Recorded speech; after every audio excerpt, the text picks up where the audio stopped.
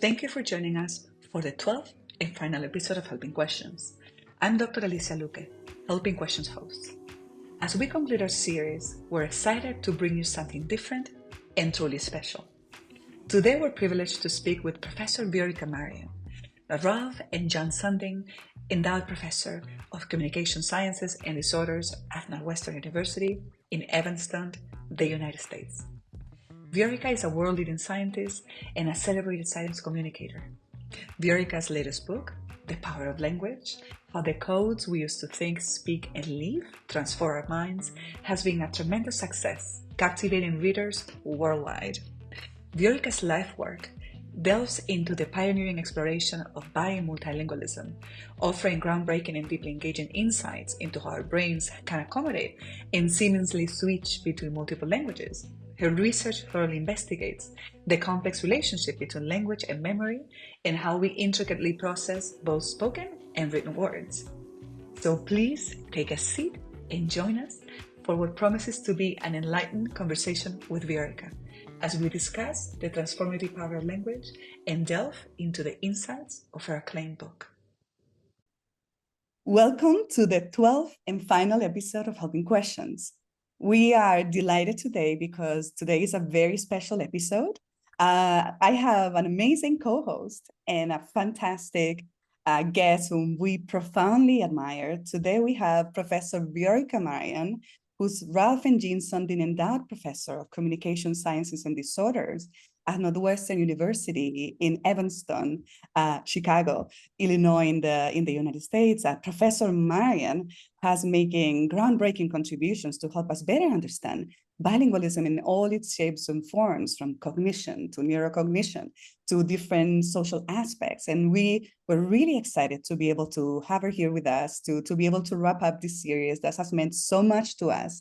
And I'm also honored to have Professor Jason Rothman, who's been the mind and soul behind HeLPiNG, who's been the grant, who's been able to help us fund this video podcast series that we hope that you've enjoyed as much as we have. And I'm going to now give the floor to Professor Rothman, who is, as I said, the soul of all of these. So then he's going to help us lead this last conversation with Professor Marian. Professor Marian, it's a pleasure to have you. Thank you so much for your generosity, for taken the time to be with us. Now, it's my pleasure to be here with both of you. Thank you for inviting me.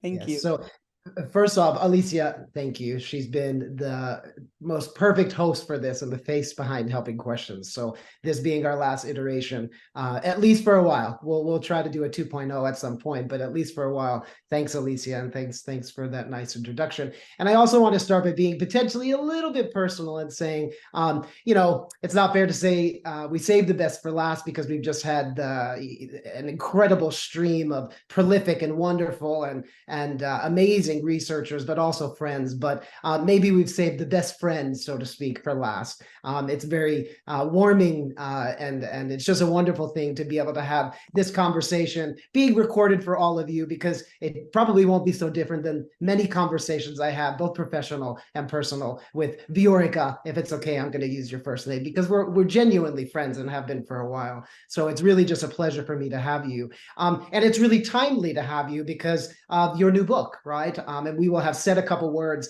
prior to this in a recording that will introduce the entirety of the video. But in any case, let's just get started. So your new book is entitled The Power of Language. And can you tell us a little bit about the book in general? Sure, Jason. Thanks for that sweet introduction. I think a good place to start is this quote by Toni Morrison that you may have heard before. If there is a book that you want to read, but it hasn't been written yet, then you must write it. And I think this book, The Power of Language, is the book I've always wanted to read. I live my life in more than one language, as do most people in the world. But for the most part, the popular science books about language are written from the perspective of monolinguals. So if you go to a library and you walk through the shelves, most popular science books on language are about monolinguals. And then we do increasingly have edited volumes and single-authored book about bilinguals, but they're written in a in a scientific voice. So the goal for this book is to bring the research that we all do, Alicia and you and many colleagues in labs around the world, to a general audience, and stay close, keep the fidelity of the science, while at the same time make our data and our findings accessible to a general readership, to really have people understand what it is like to live your life across more than one language, and how language and mind interact in speakers of two or more languages. The book is organized into two parts. The first part focuses on the individual and how being bilingual or multilingual shapes a person at the individual level. And then the second part looks at how being bilingual or multilingual shapes society more generally. Well, Viorica, I wanted to take this opportunity to also thank you for writing that book, because I agree. I've been wanting to read a book like that, and I consider myself privileged to already have been able to read it. And now that you were mentioning that there's a part 1 and part 2, could you tell us a bit more about what that part 1, in the one in which you focus more on the self and the individual, is about? Sure. So the languages we speak influence us in so many ways. They influence our perception, our self-perception, and the perception of the world. They influence our memories, what we remember, again, about ourselves or about the world in general. Our languages influence our decision-making. They influence our emotions, just a range of cognitive functions. And you can measure things like eye movements or neural activity. You can measure galvanic skin responses. You can even measure autoacoustic emissions and see how knowing two or more languages changes our body, changes our mind. In a way, we become slightly different versions of ourselves when we use our native language versus our second language. With language, being tied to culture, tied to our experiences, and influencing what aspects of ourselves comes forward when we use one language versus another. It often happens that when we use our native language, we are more likely to remember events and things that happen when that native language was spoken. It's also, if this is the language you grew up with at home, it can be a more emotionally intense and emotionally rich language, whereas the second language, in a similar way, can filter what we remember and how we remember things, but it can also provide some distance sometimes from the more intense experiences and emotions, and in some studies even showing that people make more logical and rational decisions when they use their second language than when they use their first language. Thank you. So in my work, for example, I often record eye movements, or we use EEG or fMRI to look at how knowing two or more languages influences processing. We find, for example, that bilinguals never completely turn off their other language, that multiple languages are processed in parallel at all times, and long-term, this co-activation of languages influences what people remember. So speakers of different languages, their eye movements move a little bit differently by items that overlap across languages. So for example, Alicia, you speak a Spanish. If you hear an English word like maybe marker, and there is a butterfly flying around, and the Spanish word for marca is mariposa, because marker and mariposa share word form at onset, you're more likely to make eye movements to a butterfly than a person who doesn't speak Spanish. And later on, when your memory is tested, you're more likely to remember seeing a butterfly than the person who doesn't speak Spanish. So in that way, the relationship between words in our languages influence what attracts our attention and what we later remember. And this is just one example out of the many that have been studied in labs around the world to really look at how perception, how memory, how cognitive processes differ in speakers of two or more languages compared to monolinguals, for example? Thank you, Viorica. This is fascinating in so many ways. And now, like, moving on to part two, right? In what ways, like the power of language or the power of the bilingual experience influences or impacts societies around the world?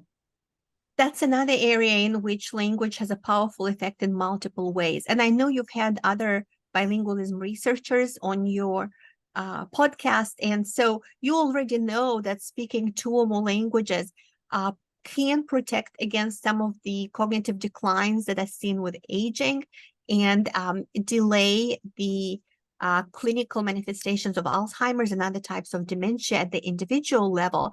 But very interestingly, there is now some data from population health studies that show that in countries in which two or more languages are spoken, the incidence of dementia is lower and also a later onset of dementia. And there is actually a direct relationship between the number of languages spoken and the incidence of dementia. So countries with two languages have a lower incidence than monolingual countries, and 3, 4, and more with each language, you see a corresponding decrease in incidence of dementia and Alzheimer's, in a way almost suggesting that being a multilingual society gives offers some protective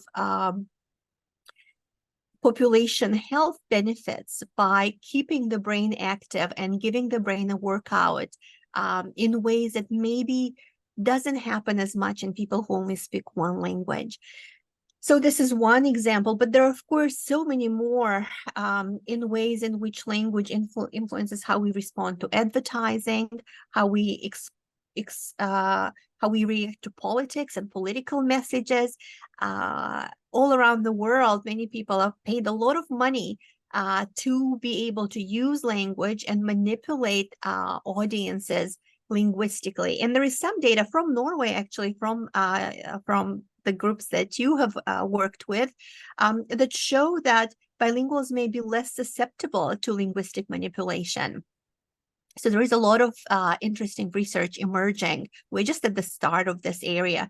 But it seems that experience with multiple languages makes you more attuned to how language changes what people think. Yeah. So maybe we could just shift a little bit and even combine the self with the society, because of course there's obviously an interface between them, right? And maybe shift, take advantage of the fact that you're here in this wonderful mind to move to a little more topicality, or maybe some questions on the fly where the combination of both self and society can come together to give some insight. So if you don't mind, we'll shift to just a couple questions before we move forward to something special towards the end, right? Or even more special, let me say. So, if I kind of pose to you, how might what we've been talking about today, or what really you've been discussing over the past couple of minutes, potentially feed into, let's say, some topical recent discussions, concerns that we might have that sit at the crossroads of things that will apply to the self, but also society. So, for example, related to artificial intelligence and the emergence of it from potentially a bi and multilingual perspective. Any thoughts? Sure. AI is a very hot topic right now, of course. You can't open any app or news or social media and not come across news about artificial intelligence. There is a lot of excitement about it, and there is, of course, a lot of good things that are happening. For example, the ability to translate easily and communicate between people who don't speak another language. That's really beginning to be facilitated by AI, where you can take text and automatically, instantaneously translate it. Or when you are trying to communicate with someone who doesn't speak another language, perhaps you are asking for directions in another country, or you're looking at a menu. Right now, it's been so much easier to do this than it used to be. So there is some excitement about this multilingual component of AI. And that's wonderful, and that's very exciting. But of course, we want to be cautious in using AI when translating things that can be a matter of life and death. whether it's really important clinical diagnosis or issues, or really important political, socio-political decisions. You can imagine that if you are negotiating between two nations, or you are in an intense political conflict, or you are in a session of the United Nations, for example, you may not want to rely on AI, which is not as sensitive to nuanced cultural components that language includes.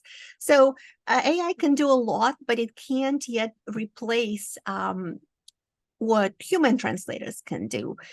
Maybe it will eventually, but at this point, we are not there yet. And so this is just one of the areas in which AI can make a difference. There are so many others. For example, for research, AI is really upending our knowledge of language learning. It's challenging some perhaps existing theories on maybe innateness, grammar, just a lot of things that scientists have taken as a given for decades now. And we are now seeing that machine learning can acquire and use language in very advanced way. Of course, at this point, it still lacks intentionality. It still lacks a lot of the pragmatic and social aspects, but it can do a lot more than we maybe anticipated that it would be able to do so early on. So that's another important thing to keep in mind for AI. There is more in terms of how it may impact language loss, how it may privilege some languages and groups and dialects, and disadvantage others. And that's an important part of the conversation as well. I don't know how much time you want to spend on it, but AI and bilingualism and multilingualism and language is definitely a very important topic that will have consequences for progress for humanity. Yeah, for sure. And we're in the infancy of seeing how that plays out, right? But that it is not only applicable, but it should embrace the reality of the world, which is not a monolingual world, is of course of the utmost importance, right? So I'll have just one more question, and then Alicia will have one more before we move forward. But I want to think about, language is embedded literally in everything and anything and everything. It just is omnipresent, right? And so thinking about just the world in which we are right now, for better, for worse, how might the power of language, so to speak, be relevant for some current world events that relate to the real world, the world that's not just simply emerging in its infancy, but that is here in front of us right now? Any thoughts on that front? Well, it sure seems like the world is on fire again.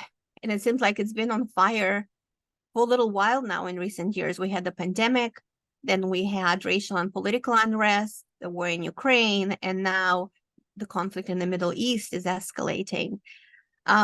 So there's a lot happening in the world. And language, of course, communication plays such an important role in how we interact with each other at the individual level and at the national level. It is not hard to imagine that exposure to multiple languages and cultures and interactions with people who are not like us makes us more likely to understand others' perspectives, to understand where they're coming from, and less likely to demonize other groups and other people. So having this linguistic and cultural knowledge can really do a lot of good, I think, for communication and for how we interact with each other and how we react to the news in the world. There is some really interesting research about bilinguals showing different opinions and even different biases across their two languages. There is research, for example, with Arabic French bilinguals tested in several countries, for example, in Morocco, where they respond differently to questions about Israel, for example, or just politics, depending on whether those questions are being asked in Arabic or in French, which is really interesting. I think it suggests that perhaps we should pause a bit before we have this initial visceral reaction to a piece of news or to a message that we hear in one language or in another language. We already mentioned earlier that there is some data, for example, from Boaz Kazar's lab showing that decision-making can be more logical in a second language than in a native language, and can focus on the greater good, more utilitarian, as opposed to more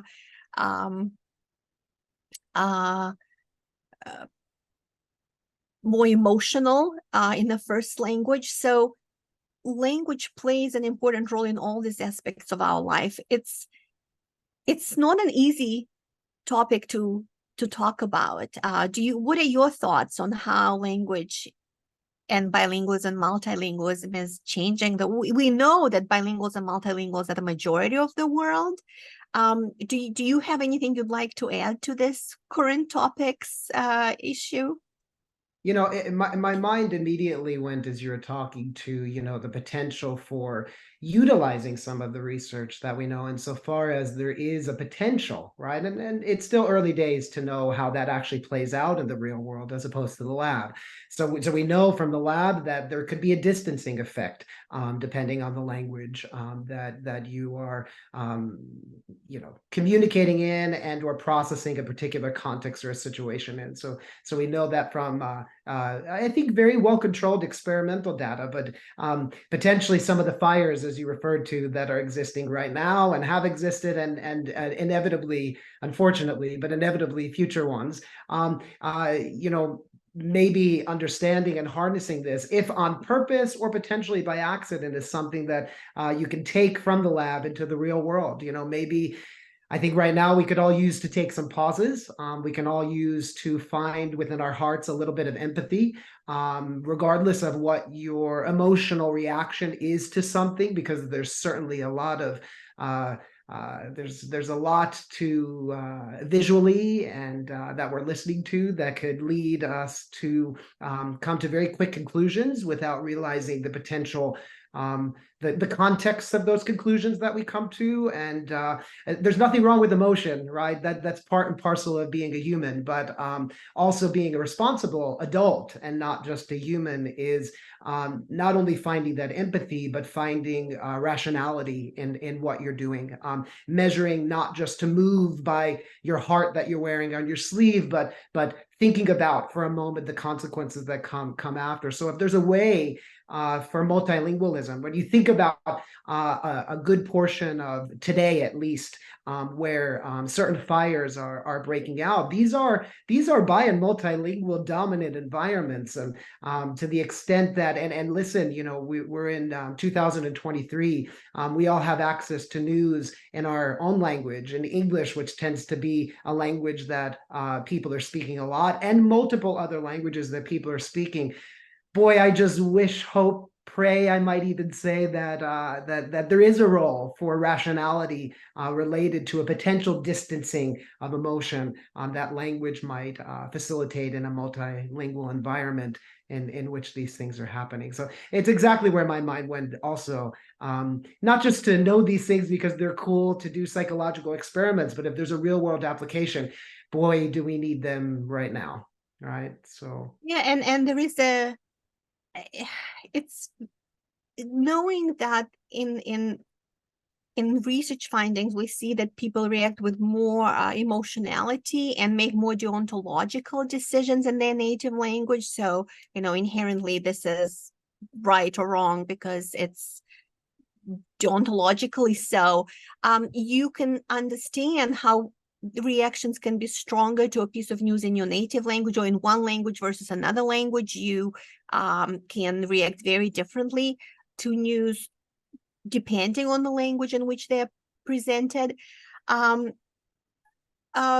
this is not exactly related to bilingualism and multilingualism, but in general, the importance of being aware that there's so much misinformation and false information online, not to just assume that whatever you see, especially if you are reacting strongly emotionally to perhaps something in your native language, to be aware that maybe that's not really true, that whatever it is that you are seeing.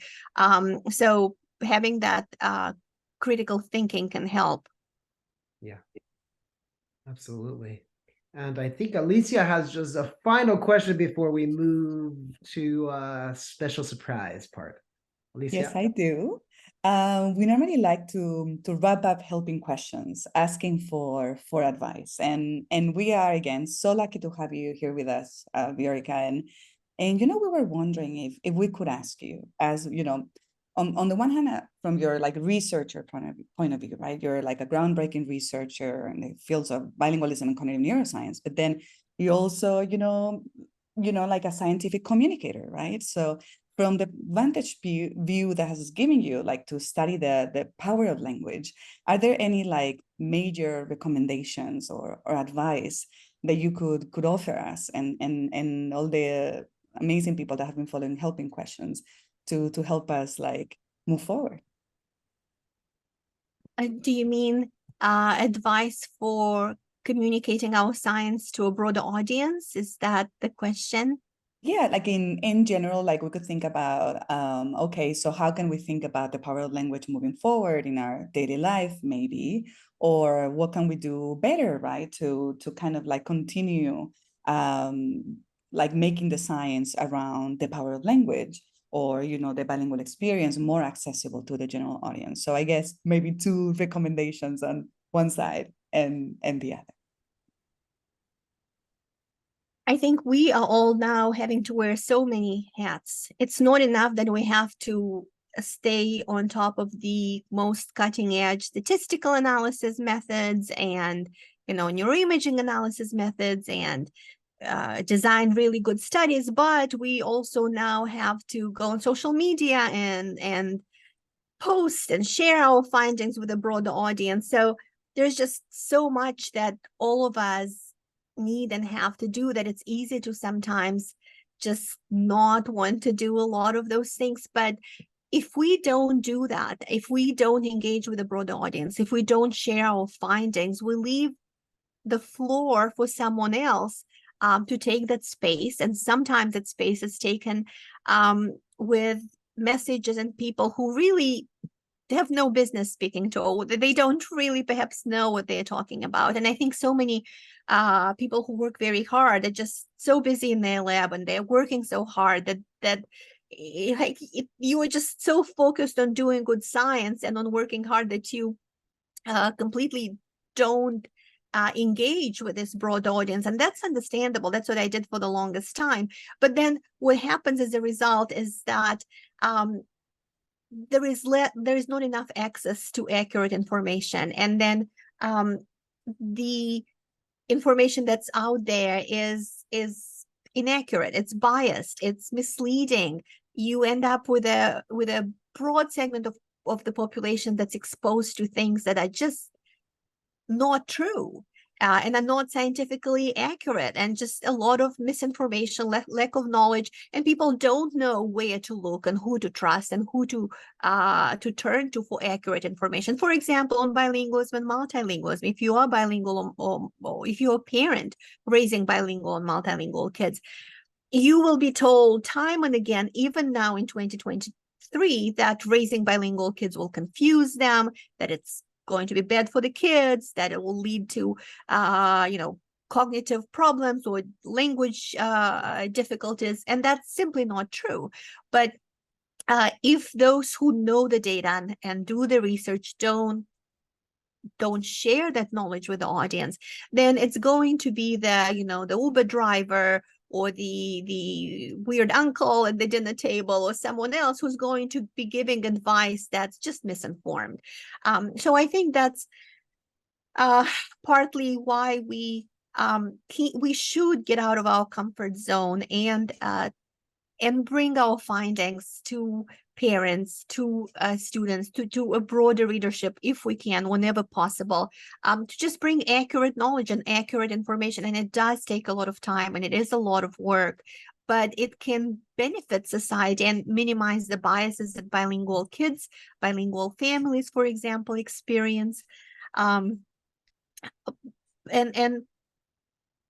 gives a voice to this group that doesn't often have a voice. So this is just a way to really encourage us not to always expect that someone else is going to do this. Thank you, Viorica. What can I say? What a gift to have had you as our, let's say, final guest, even though we're not done yet. And thank you so much, Jason, for being a wonderful co-host and, of course, mentor and, the soul of HeLPiNG. And as I said, thank you both so much, Viorica, for your work, for pushing us and inspiring us to fight the good fight. And to all of us watching and abroad and beyond, please go and read The Power of Language. You're gonna love it. Thank you. You are too kind. Thank you. It's just always such a pleasure to see you both in person, virtually, and to work together and to cross paths at conferences. Thank you for this wonderful conversation. Thank you for inviting me.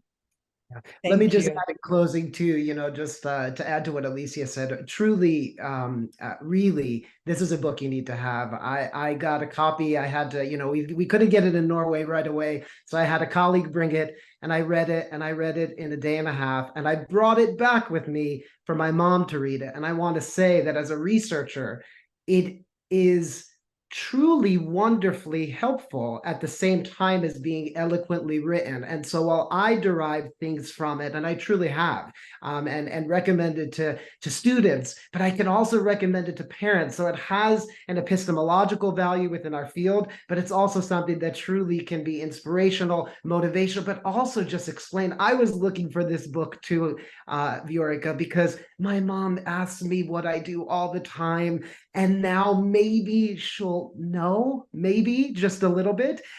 So I brought it back with me, and it's going to stay. So I bought it on Amazon. It went from Florida to Norway, above the Arctic Circle, and that same book has been brought back to Gainesville, and I'm leaving it with her, and she promised she's going to read it. And I know that it's readable by me, by her, many people in between, and people who are much smarter than the both of us. So thank you for writing that book. It's not just a book that you needed to write, it's a book that we needed to have, and not just researchers, but the public. So thank you.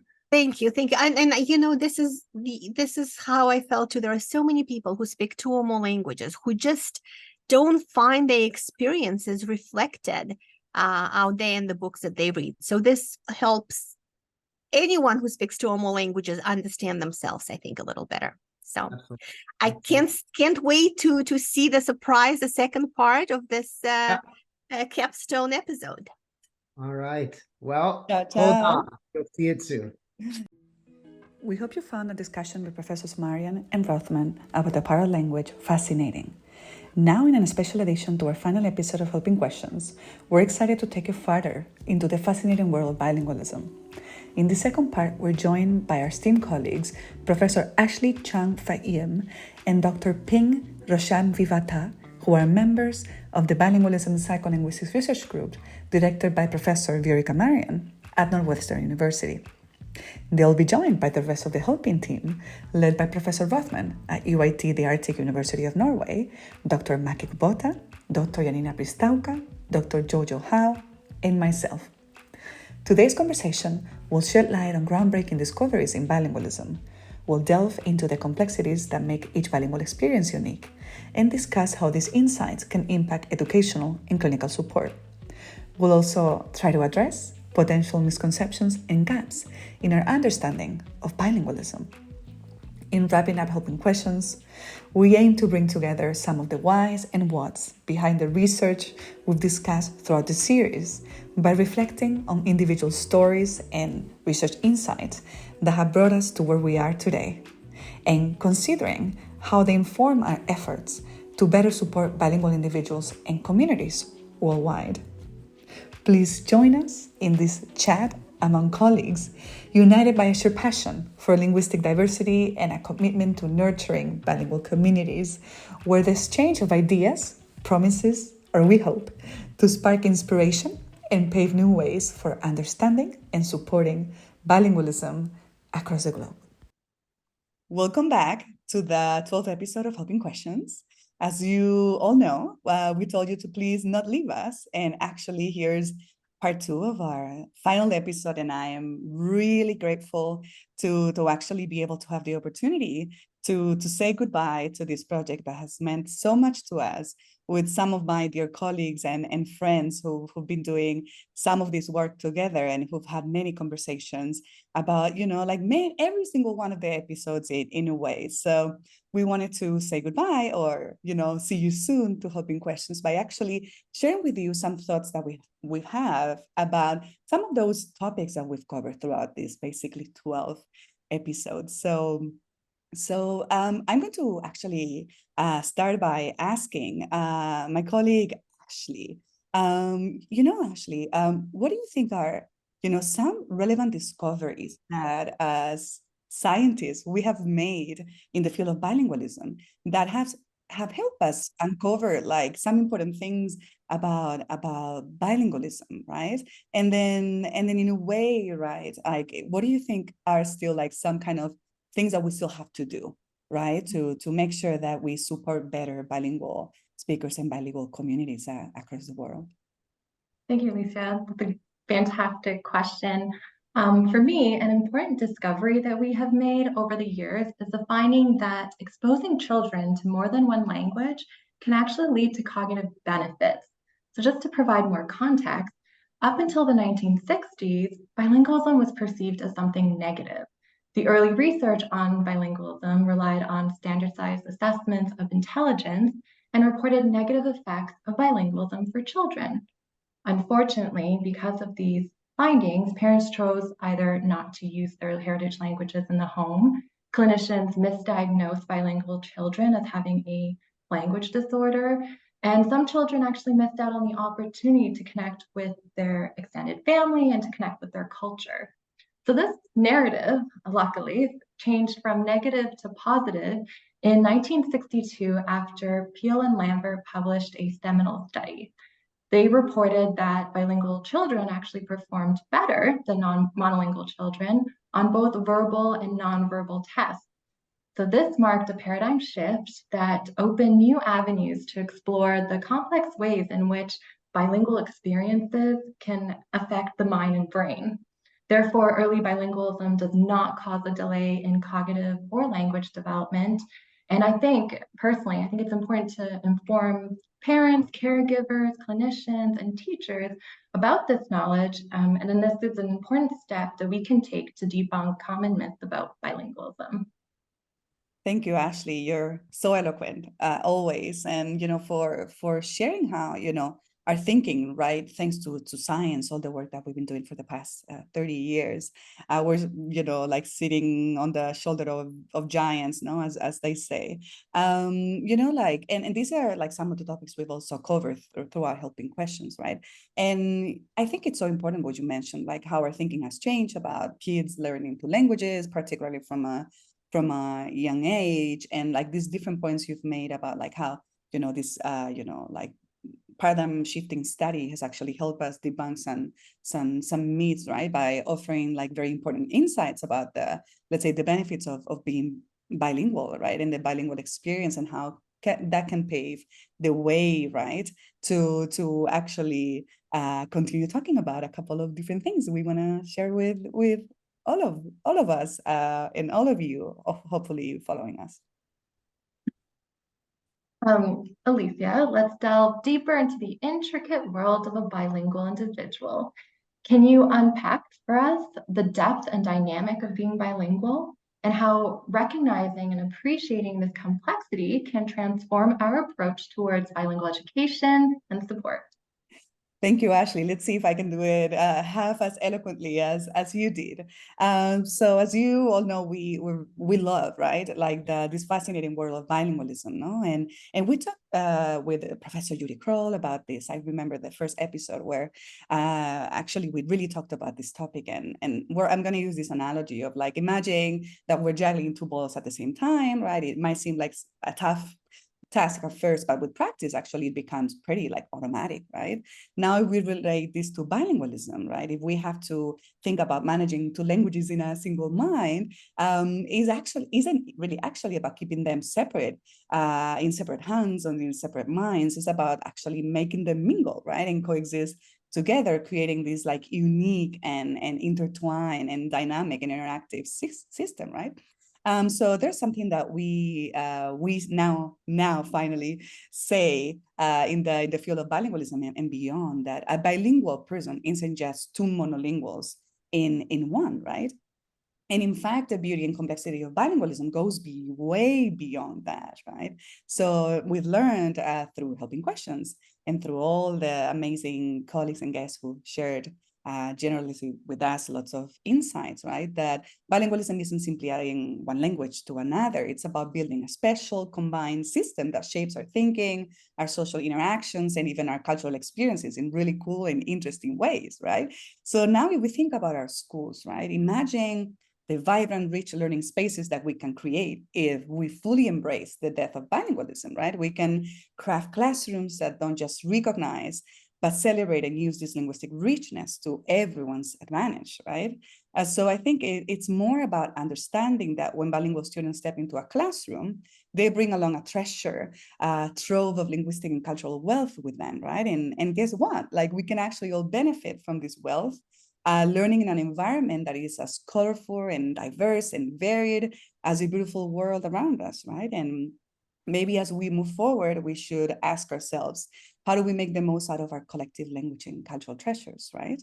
And I believe that, you know, moving forward, we have some work to do, right? In trying to, also we were talking about that with Viorica before, like we've got to continue fighting the good fight to spread accurate information about bilingualism, right? As Ashley was mentioning, breaking down myths and showcasing is through beauty and power from a scientific standpoint, right? And I think that's going to also help us like work towards shaping educational experience that don't tolerate, right, but actively celebrate, respect, and leverage linguistic diversity, right? And I think in terms of like more particular ways in which we can do this, as I think this is going to mean creating curricula that spotlight the unique skills and perspectives that bilingual individuals bring to the table, and also provide resources for teachers to actually empower multilingual classrooms, right? And I think it's also about trying to create spaces where bilingual communities can celebrate, share, and live their languages. Like, as you were saying, Ashley, right? There's been for many, many decades, like many bilingual families that have stopped speaking their languages, right? Because of societal pressure and misconceptions, right?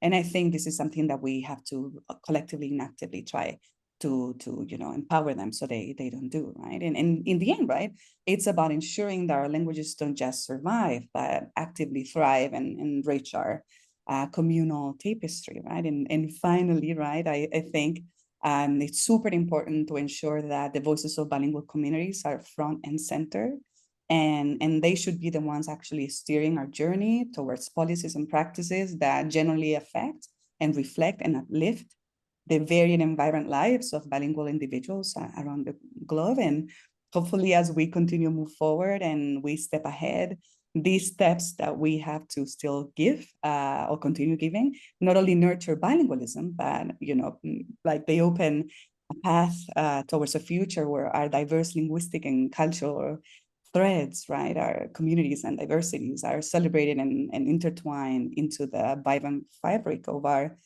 global communities. So I think this is kind of what I think in that regard, right? Yeah, and Alicia, thank you. It's so fascinating to think about, how bilingual people, thinking of them as having their own unique ways of handling languages, and it's really enlightening to reflect upon the the transformative potential that, understanding bilingualism holds for us, particularly in the realms of education, policy making, and community engagement. Thank you, Ping, so much. And actually now moving on to you, we would love for you to help us explore a little bit more about how bilingual children navigate learning two languages at once. What have we discovered in how they develop, and what type of challenges do we still need to navigate to understand and support them better?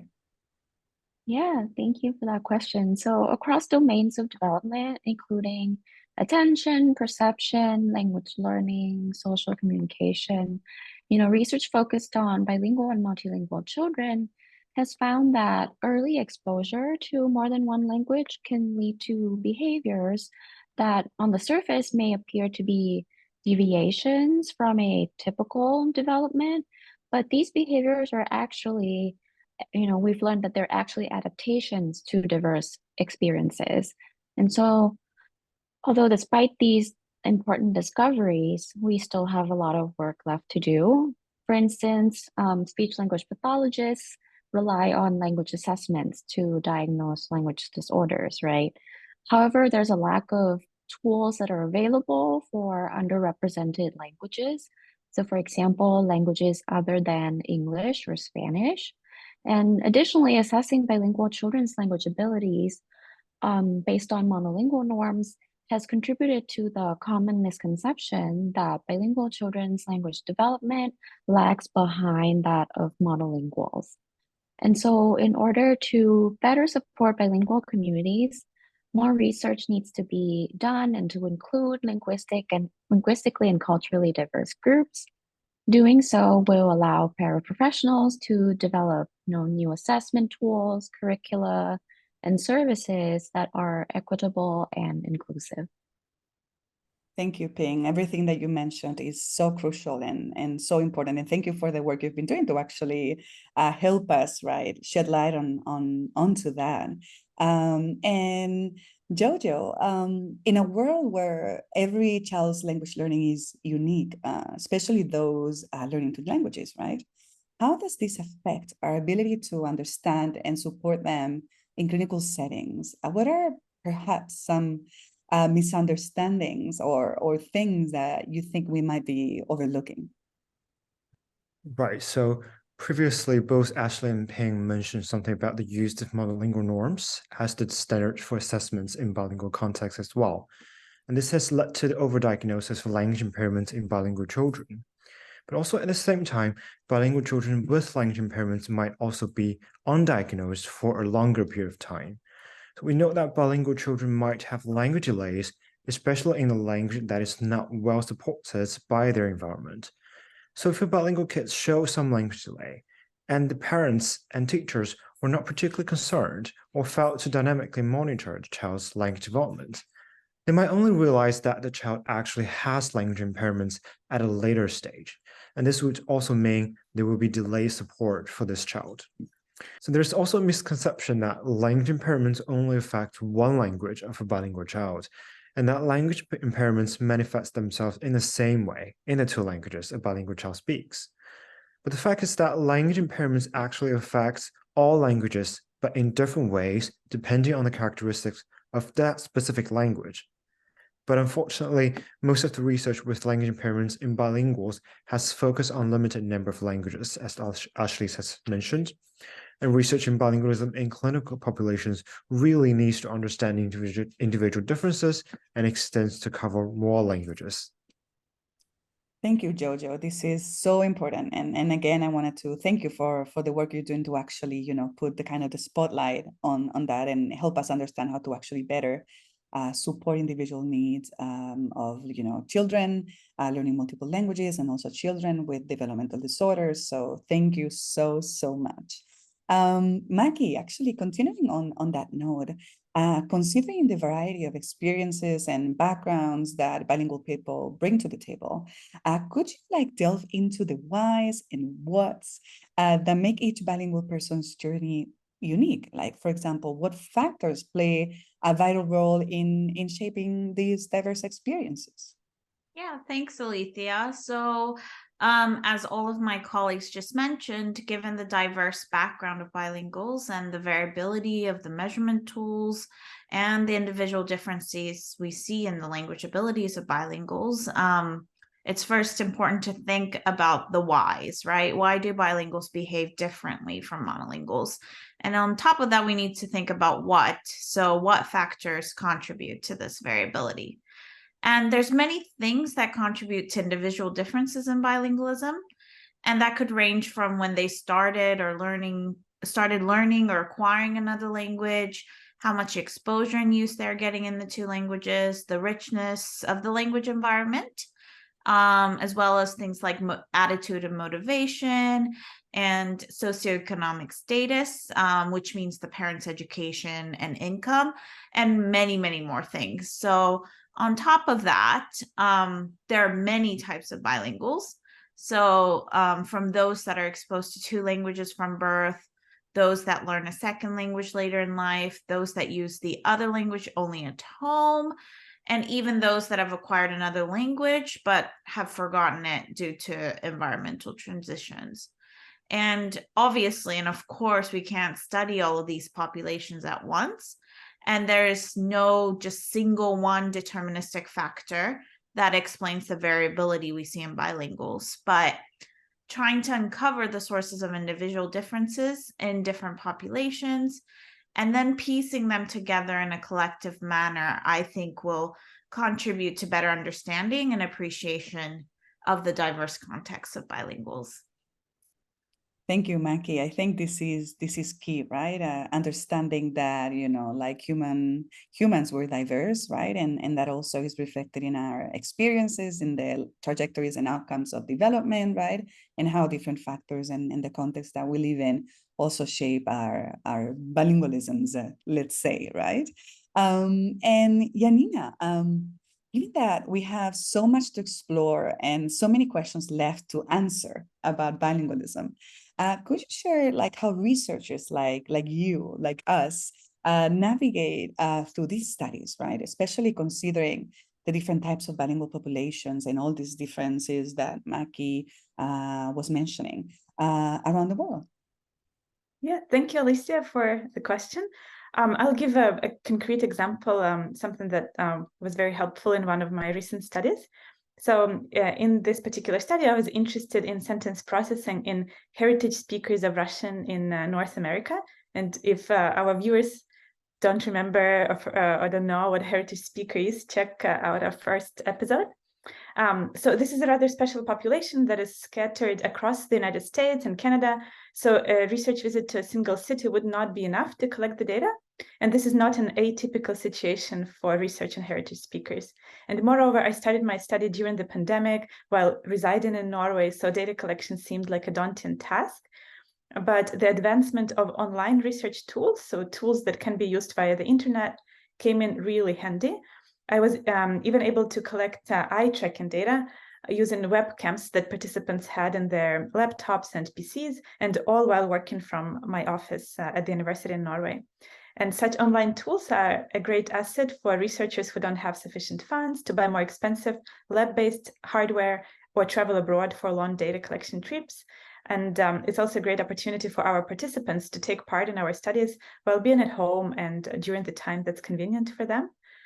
And additionally, if I have time for one more point, it is very important that we establish connections with our bilingual communities, and it should be ideally a bi-directional process where, on the one hand, we share our research findings in a way that's accessible to the public, for example, through podcasts like this one, hopefully, or through the books like the one that was presented earlier today.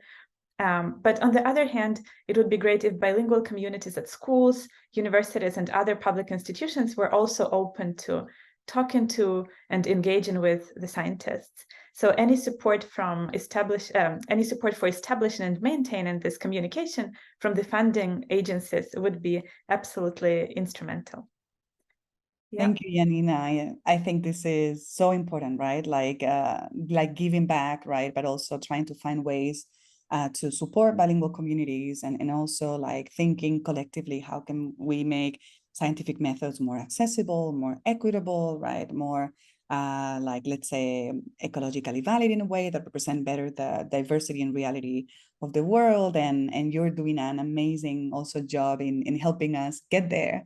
And it's been a treat to have you all here together. I admire you all so much, and it's been amazing doing HeLPiNG questions together. These like putting kind of like, as we say in Spanish, the kind of like the wrap on the gift that this experience has been. And I want to thank you all for your time, for your generosity and your kindness, and for everything you're doing to support bilingualism and bilingual communities across the world, and for being amazing colleagues and amazing scientists. So thank you all so much. And with this, I guess we say see you soon to HeLPiNG questions. And hopefully we'll see each other in person soon too. Thank you, Alicia. Thank you. For, all the episodes. Thank you all for everything. Thank you everyone for watching. We hope you liked it. Bye-bye. Goodbye. Bye. As we bring the final episode of HeLPiNG Questions to a close, we hope that you've enjoyed and been inspired by this series as much as we've enjoyed creating it. We hope the discussions, stories, and insights shared have enriched your understanding and curiosity about the bilingual experience. Thank you for following along, for your thoughtful engagement, and for being part of our exploration into the complex and vibrant world of bilingualism. Your presence has made this journey all the more rewarding. Do not hesitate to reach out if you have any further HeLPiNG questions. We hope to meet again soon, and that the dialogues we've started here continue to resonate and inspire. Until our paths cross again, thank you. And do not forget to keep exploring, supporting, and advocating for bilingual individuals and bilingual communities across the world.